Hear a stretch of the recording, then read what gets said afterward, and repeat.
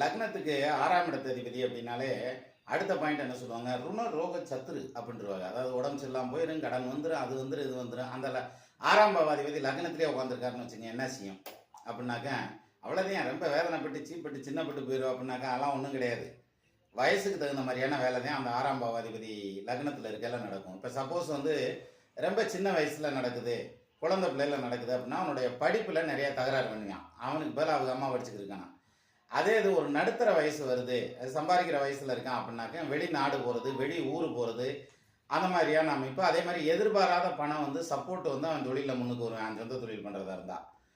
அதே இது வயசு போன காலங்களில் வருது, ரிட்டைர்மெண்ட் ஸ்டேஜில் வருது அப்படின்னாக்க ஃபேமிலியோடு இல்லாமல் தனியாக போய் இருப்பாங்க, இண்டிவிஜுவலாக இருக்கணும், ஐசோலேஷனாக இருக்கணுங்கிற மாதிரியான திங்கிங்கில் இருப்பாங்க. இன்னும் ரொம்ப வயசான காலங்களில் வருது, அந்த 6ஆம் இடத்து அதிபதி தசை லக்னத்தில் அவர் உட்காந்துருக்காரு அப்படின்னா அவங்களுக்கு உடல் ரீதியான தொல்லைகள் செய்யலாம்ங்கிறது